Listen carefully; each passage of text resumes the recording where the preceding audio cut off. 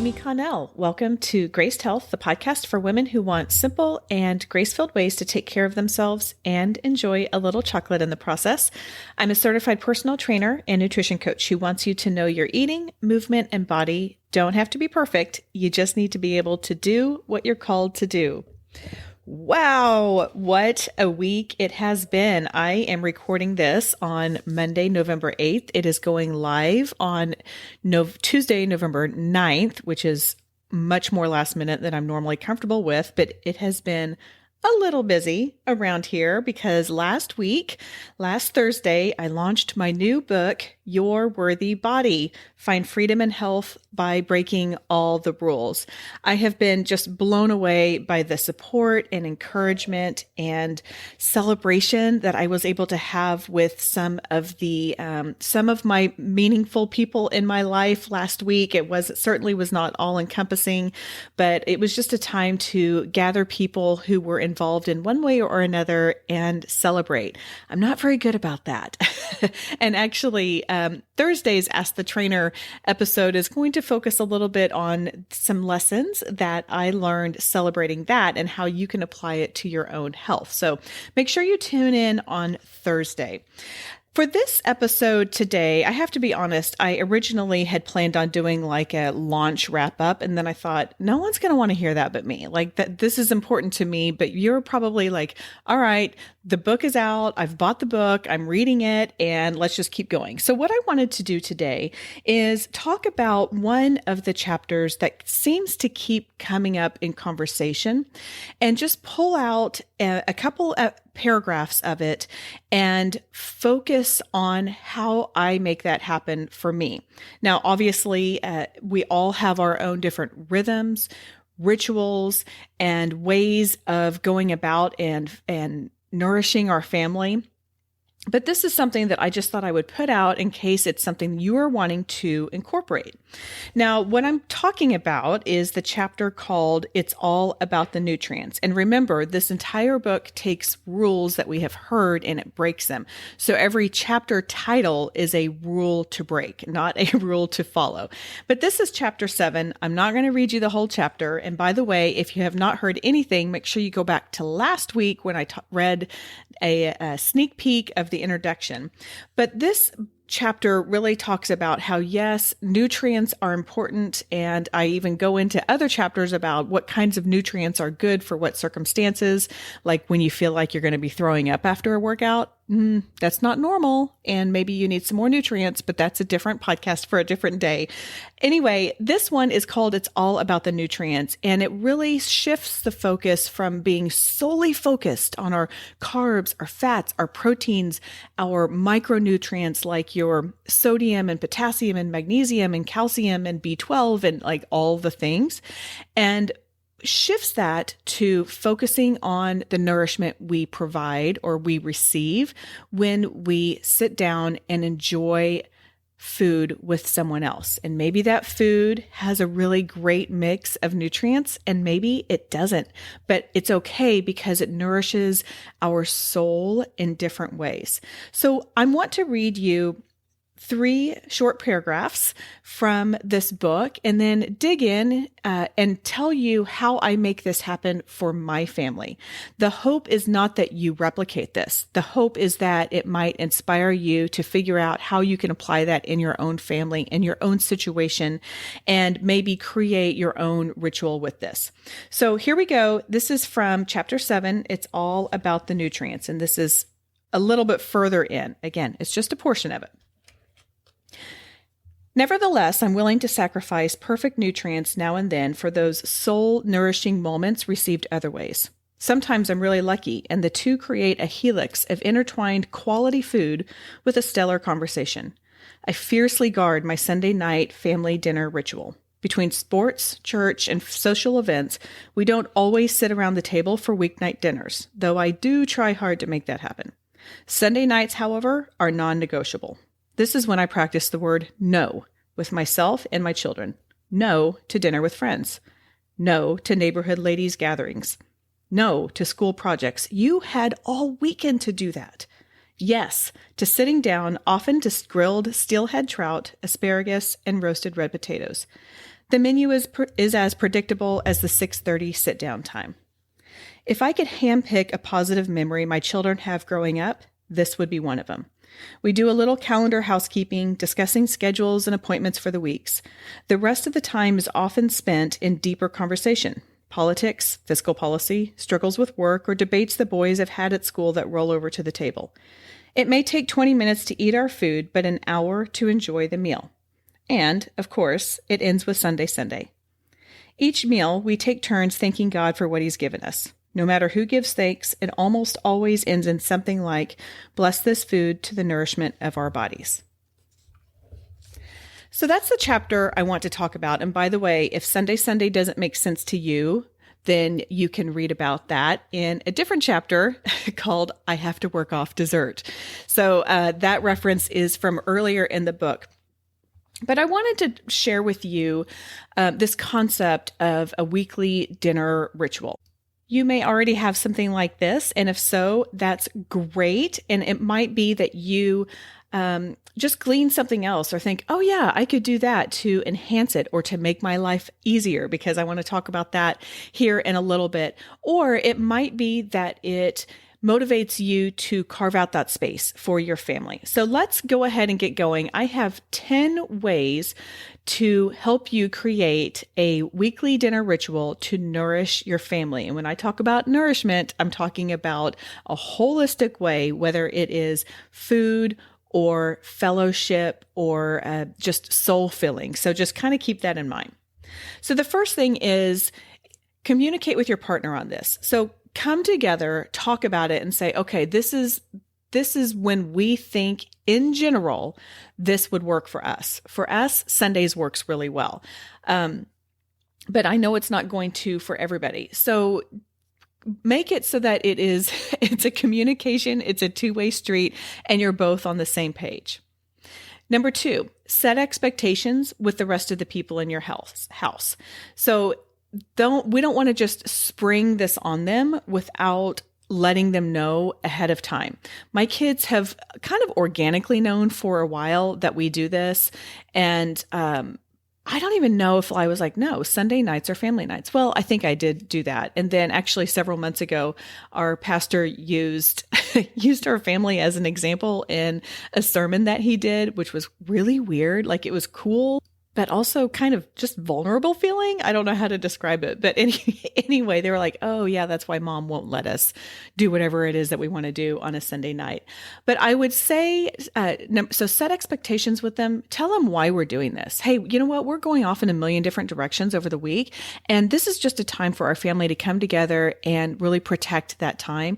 And then I think what's also helpful is tell them what's in it for them. Because I don't know about you and your people, but I am a little more selfish than I would like to be. This is something I'm working on. And I think children in general are pretty self-absorbed.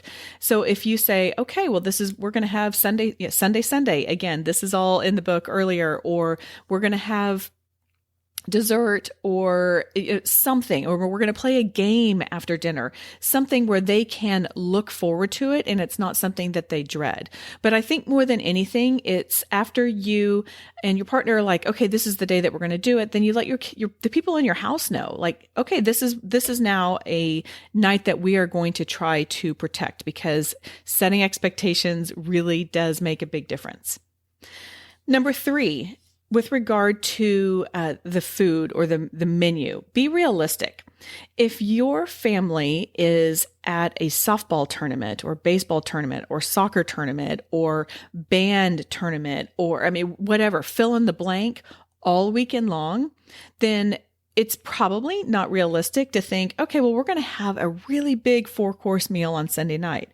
No, it's just not. And then it's going to stress you out, which if you're anything like me, when I get stressed out, I take it out on my people, and then it turns into a negative experience, which is the opposite of what we're trying to do.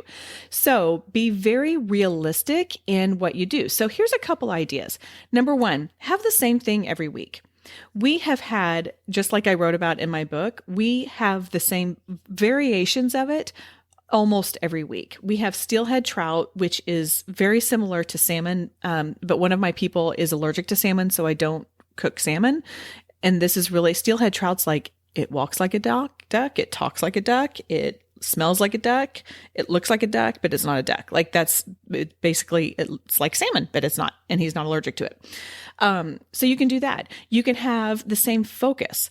I tend to want to have a little bit of a reset for our Sunday nights because we enjoy, and we get a little more laxed in our eating over the weekend. So I'm really ready for me personally. Like I'm ready to have some vegetables. I'm ready to have some good quality food, and I'm ready for my people to have that as well. And I think they're ready for it too. They just don't want to admit it.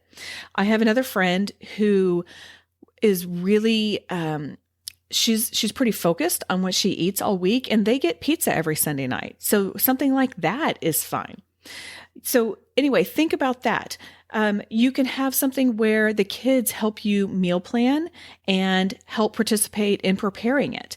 Maybe that's the one night that they know they're going to be involved in it. And maybe if you've got 2 kids, then they can, then twice a month, then they can choose what their menu planning is. I have to admit, I try to get my kids into this, and, if I ask them, they'll offer something, but I know like one of the 5 things that they're going to offer, like they're just like, whatever, mom, we'll eat it. And for the most part, they do. But depending on the dynamics of your family and how interested your children are in the kitchen and in helping, or maybe they want to learn how to grill. I mean, these are ways that you can formulate this night, but do that all with the under the umbrella of what is realistic. Because if it's not realistic, then you're going to feel like it hasn't worked out like you wanted it to, and you might be disappointed. And then, then we're just going down a spiral that we don't want to go down. Number 4, do yourself a little bonus and be kind to yourself. Be kind to your future self. What do I mean by that? If you have something that's in the oven and something that's on the stovetop and something that's sauteing, and you have a couple extra minutes, take those few minutes and be kind to your future self. Cut up your veggies for the week. Just for the grabbing and snacking. One of my kids is really, really good about putting cut up cucumbers, cut up red bell peppers or yellow or orange in his lunch if it's available. Now, it would be, what would it take for him to cut up a cucumber, which takes about 20 seconds? I don't know, because it's never happened. But if they're cut up, he will do it, which actually is a little sidebar that my mother, it's a whole nother story for another day. Maybe I'll make it as an Ask the Trainer, but it's, if you cut it, they will come. So if you prepare the vegetables, then your people are going to be more likely to eat them, as are you. At least that's my situation or my case. So if you have some downtime during this time when you're prepping, be kind to your future self.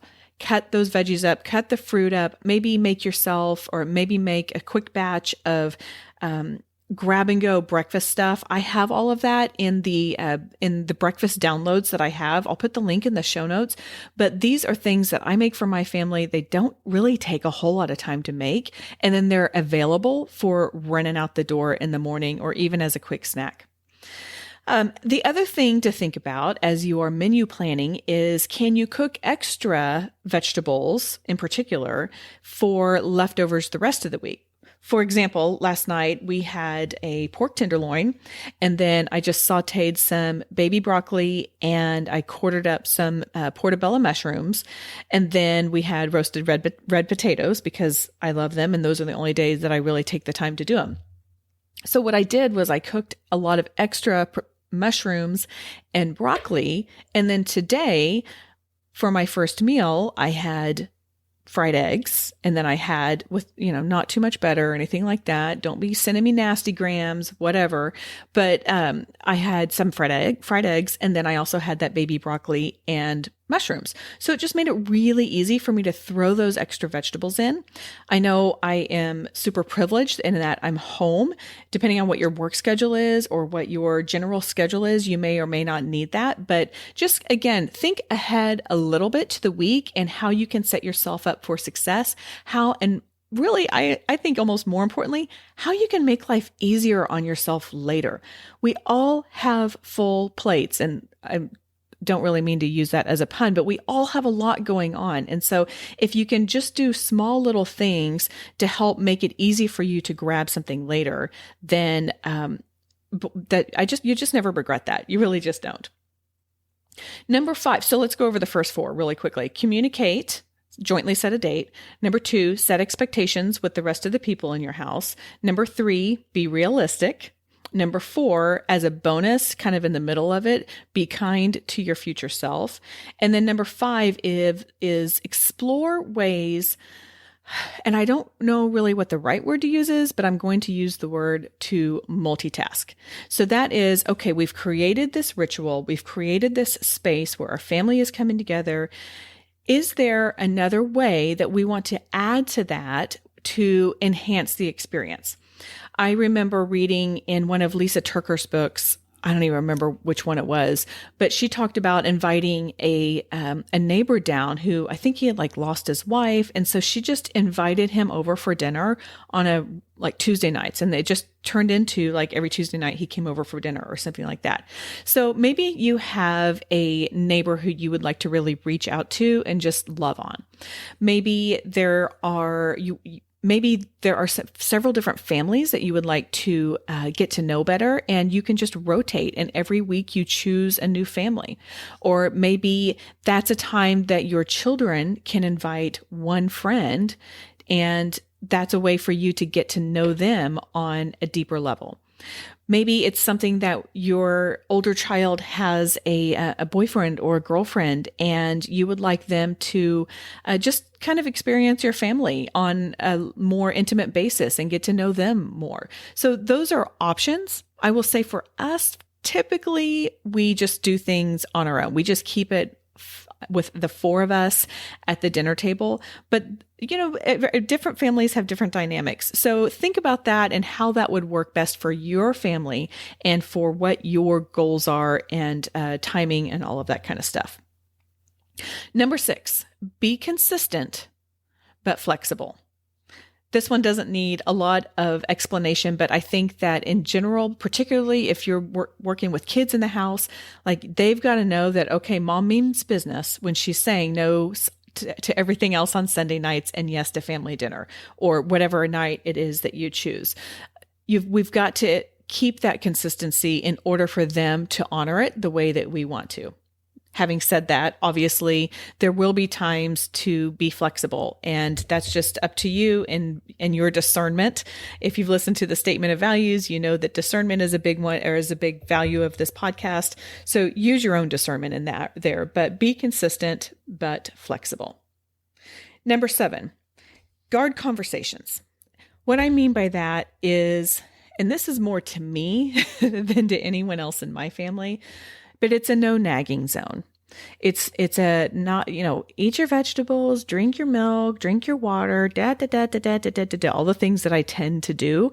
And this is something I'm really working on lately with everyone in my family, just not nagging them, not, giving friendly reminders all the time, like more than in what is needed.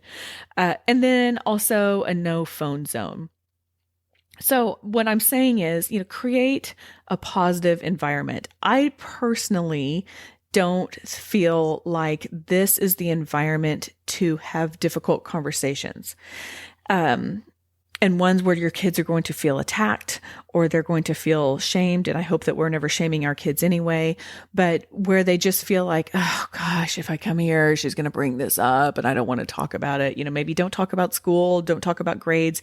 If that's a sensitive subject, you've got to figure out what kind of conversations are worth guarding for your family. But I think that it's important to keep it a positive experience and something that they look forward to. And maybe that it's not even that they look forward to, but something that they don't dread. And it's one of those things that your family, as they get older, might appreciate more than they do now. But personally, I don't want my kids to look back and go, man, every Sunday night, mom was on to me about my algebra class or whatever it is. Like, let's take that off the table. So guard those difficult conversations and just do it a different time. Number 8, Use that time. I typically do this at the end, but use that time to prepare for the week. This is the time that I will pull out my phone because my calendar, our family calendar, is on the phone, and we'll just kind of go through it. We are coming up on basketball season.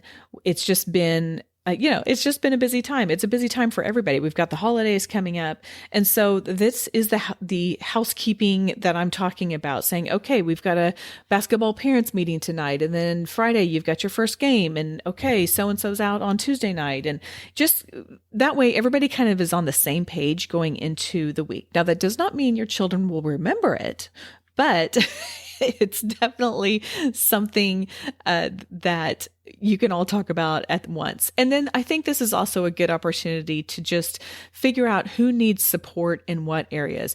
Maybe they are struggling, maybe they're like, I need a tutor in this, or gosh, I'm going to need this for a certain project. Can we run out to CVS and get poster board or markers or, whatever it is, or errands? I mean, that kind of stuff. But like, hey, what's going on and how can we support each other in this? Number 9, be comfortable with the pause.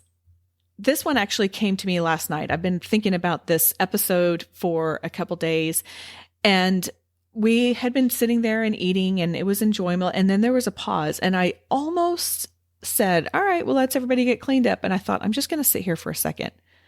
And then one of the kids started talking, and it's the kid who doesn't talk as much. So it was a really great way for him to feel like, okay, I can jump in. And I don't remember what he was saying, I have to admit, but I mean, it's not like it was earth shattering, but it's be comfortable with that pause, because it might be what's needed for someone to say something that they're like, well, I don't know if I want to say that or not. Because again, part of the whole experience is making it accessible for everyone to share. And then the final thing that I would recommend is reassess every season. And I'm not necessarily talking about like the winter solstice and the spring solstice. I'm not going to say that word again because I can't say it very well. But I would say at a minimum, reassess your day and time and ritual at the beginning of the new year, at the beginning of summer, and at the beginning of school. If you have children in sports, it might be that you just need to reassess at the beginning of every sports season, something like that, or children who are involved in seasonal activities, whether or not it's sports or not. But I think it's a good thing to do to just say, okay, this is what we've been doing. Does it still work? The answer might be yes. The answer might be no. And if it's no, then figure out a new day to do that. So let me really quickly recap all of those. Number 1, communicate with your partner on this, jointly set a date. Number 2, set expectations with the rest of the people in your house. Number 3, be realistic, set yourself up for success. Number 4, bonus to yourself, be kind to your future self while you are in the kitchen and prepping and all of that.